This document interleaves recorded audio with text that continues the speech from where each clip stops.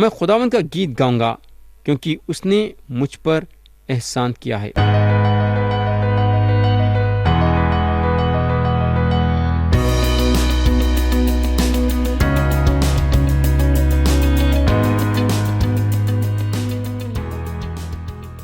یسوع مسیح کے نام سے السلام علیکم پیارے بھائی اور بہن۔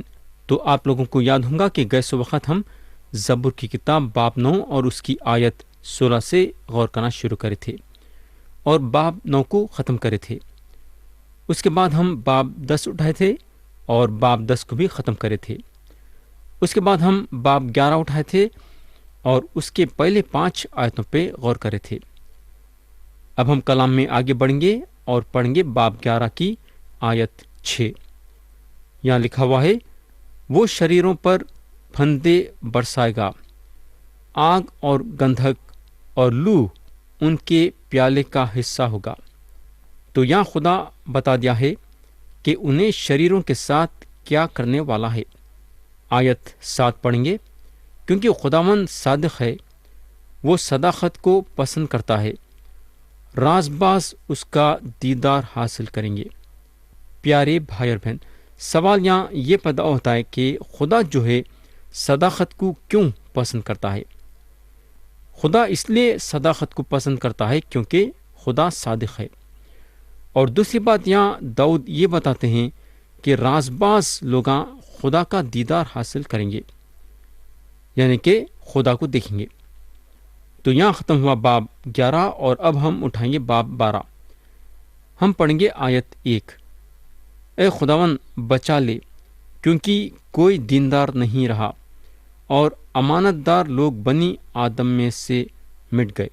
پیارے بھائی اور بہن، آج ہمارے لیے بہت ہی آسان ہے ایلیا کے ویسا یہ بولنا، صرف میں اکیلا رہ گیا ہوں، آج صرف میں خدا کے لیے کھڑا ہوں۔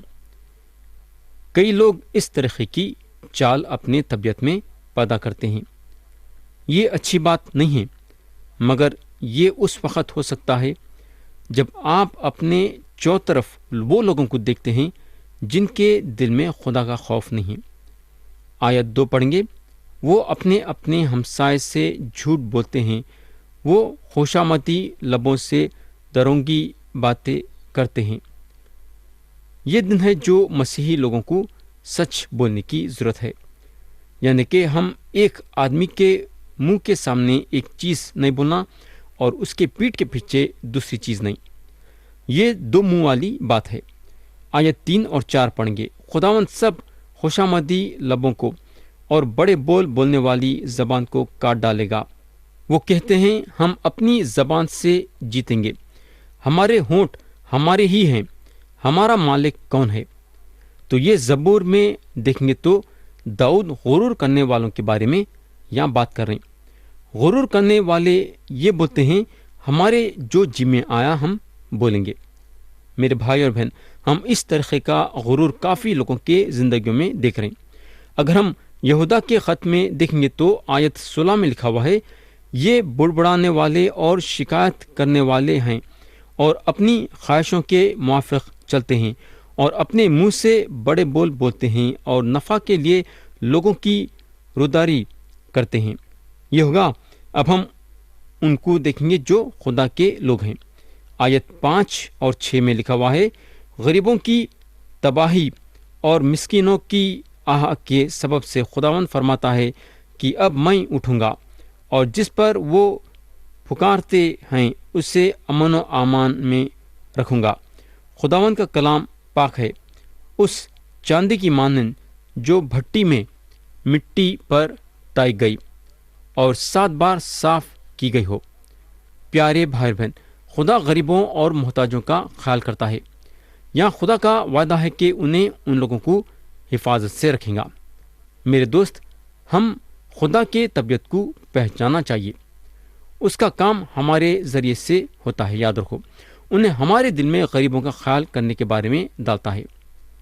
تو میرے دوست، شریر لوگاں غرور کرتے ہیں اور اپنی زبان چلاتے ہیں۔ جو کچھ ان لوگاں بولتے ہیں آپ ان کے باتوں کا یقین نہیں کر سکتے، لیکن خدا کا ہر کلام پاک ہے، اور یہ ایک وجہ ہے کہ ہم کیوں خدا کے کلام میں زیادہ وقت گزارنا چاہیے۔ آیت 7 اور 8 پڑھیں گے۔ تو ہی اے خداون ان کی حفاظت کرے گا، تو ہی ان کو اس پشت سے ہمیشہ تک بچائے رکھے گا۔ جب بنی آدم میں پاجی پن کی قدر ہوتی ہے تو شریر ہر طرف چلتے پھرتے ہیں، تو ہم اس طریقے کے دنوں میں ہم زندگی گزاریں، اور بڑے مصیبتوں کے دنوں میں خاص طور سے یہ صحیح ثابت ہوں گا۔ تو پیارے بھائی بہن، یہاں ختم ہوا باب 12، اور اب ہم اٹھائیں گے باب 13 اور پڑھیں گے اس کی آیت 1۔ یہاں لکھا ہوا ہے، اے خداون کب تک؟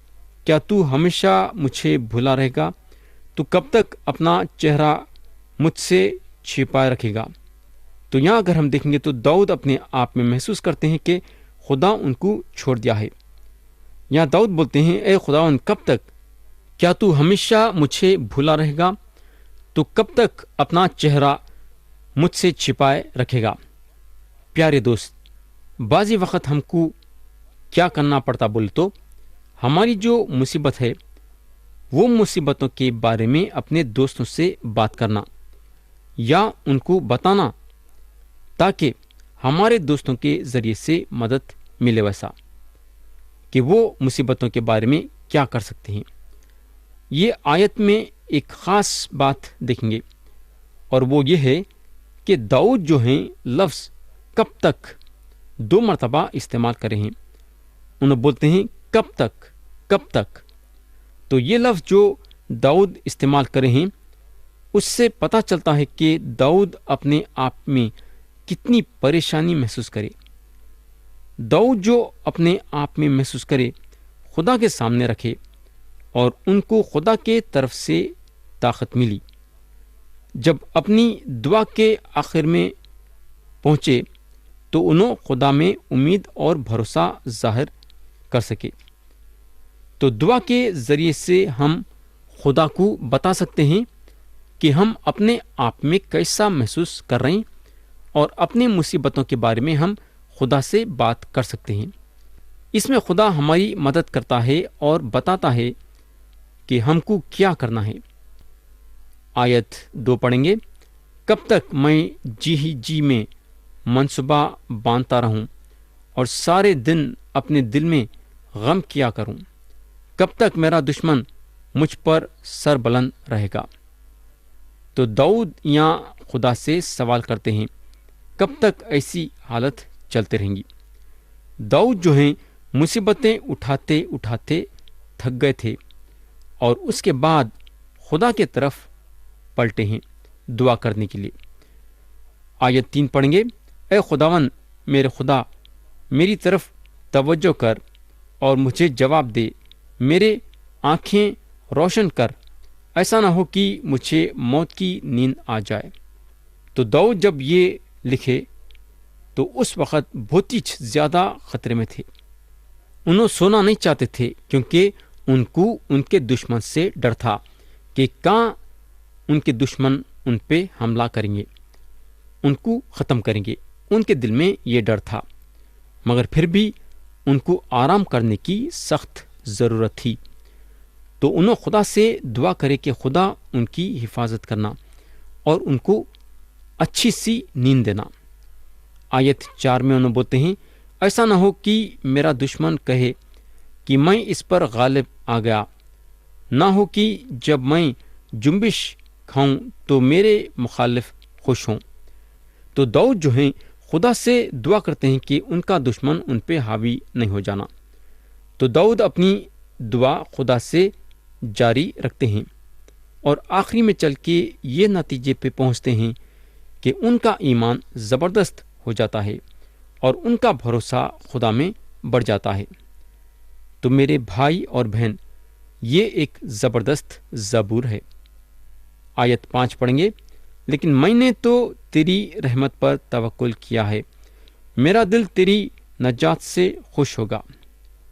داؤد یہ بات اپنے دل و دماغ میں یہ بات ضرور لائے کہ انہوں اپنی طاقت سے کچھ بھی نہیں کر سکتے۔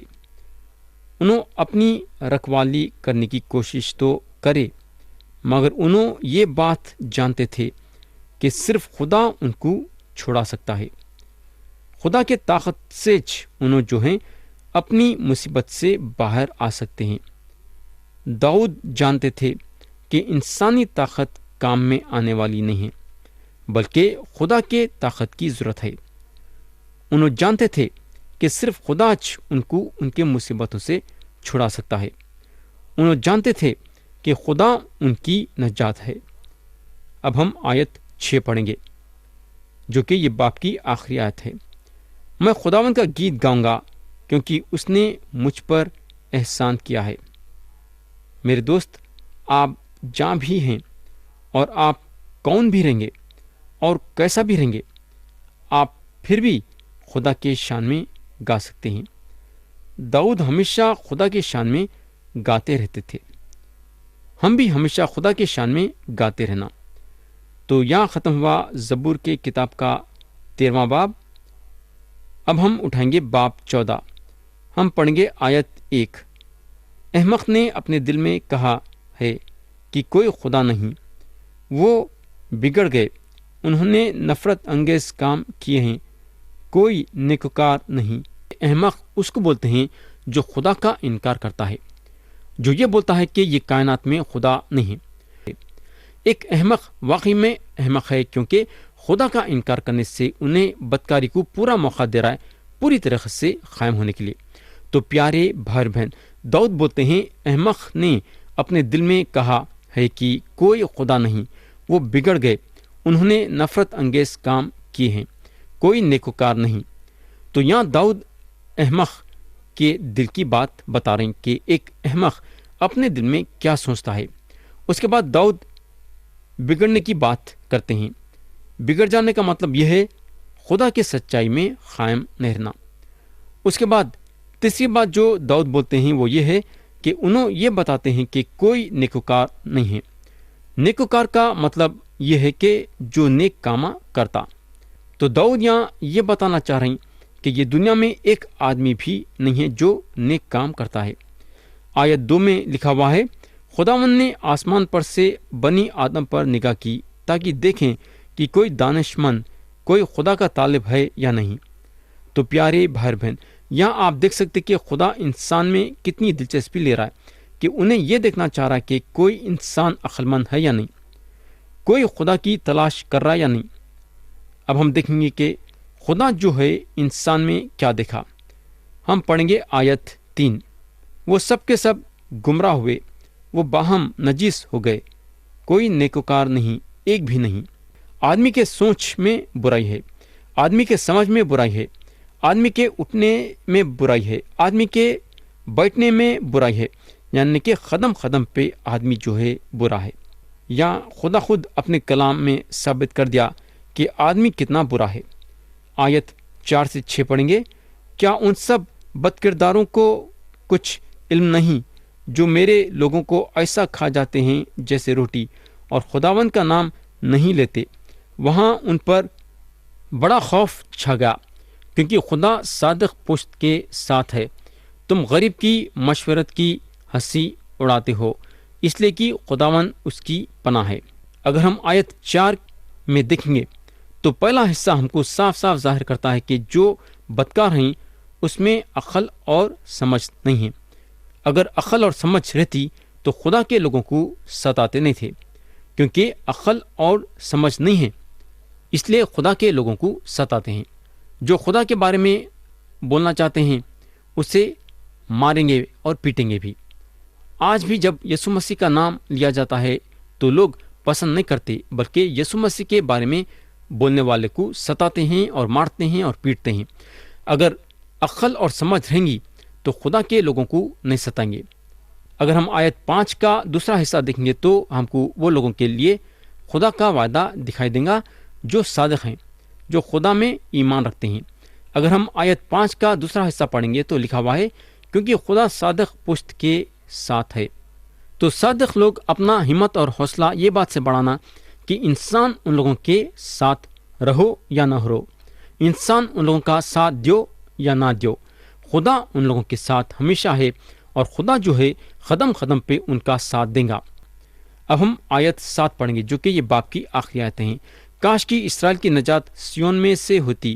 جب خداوند اپنے لوگوں کو آسری سے لوٹا لائے گا تو یعقوب خوش اور اسرائیل شادمان ہوگا۔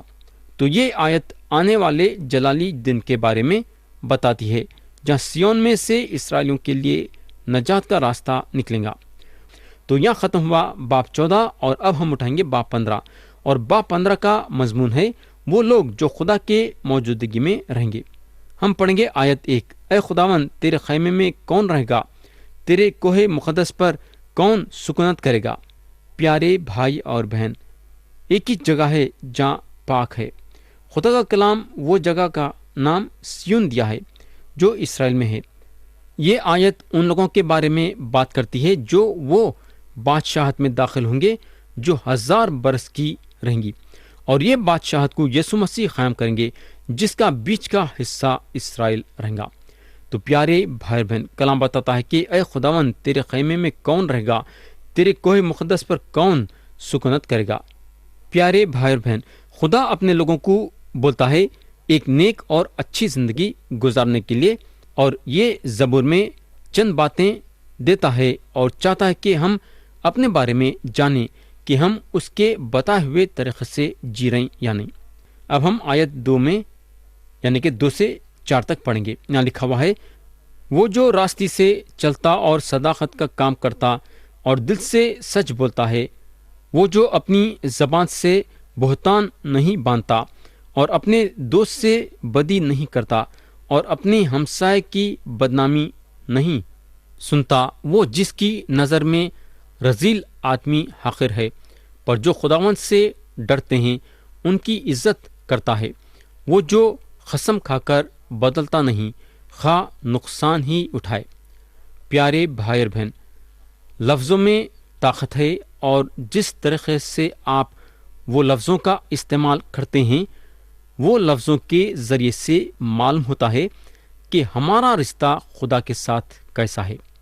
پیارے بھائی اور بہن، ہمارے بات چیت کے ذریعے سے معلوم ہو جاتا ہے کہ وہ ہم مسیحی ہیں یا نہیں۔ ہماری بات چیت بتا دیتی ہے کہ ہم یسوع مسیح میں ایمان رکھتے ہیں یا نہیں۔ تو ہمارے لیے یہ ضروری ہو جاتا ہے کہ ہم جب بات چیت کرتے ہیں تو لفظوں کا خیال رکھیں۔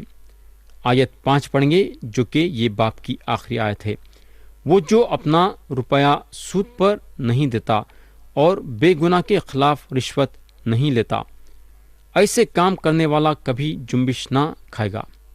پیارے بھائی بہن، یہودیاں جو سود لیتے تھے خدا اس بات کے خلاف تھا، یا پھر قرضہ دے کے ضرورت مندوں سے فائدہ اٹھاتے ہیں تو خدا وہ بات کے خلاف تھا۔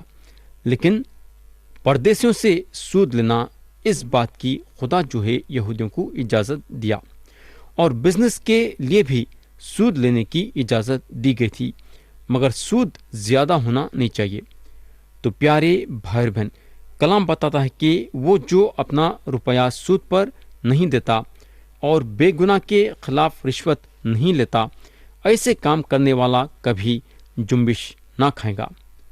تو یہاں میں کلام کو ختم کرنا چاہوں گا یہ دعا کے ساتھ کہ خدا ہم سب کو آج کے کلام کے ذریعے سے برکت دے، یسوع مسیح کے نام سے آمین۔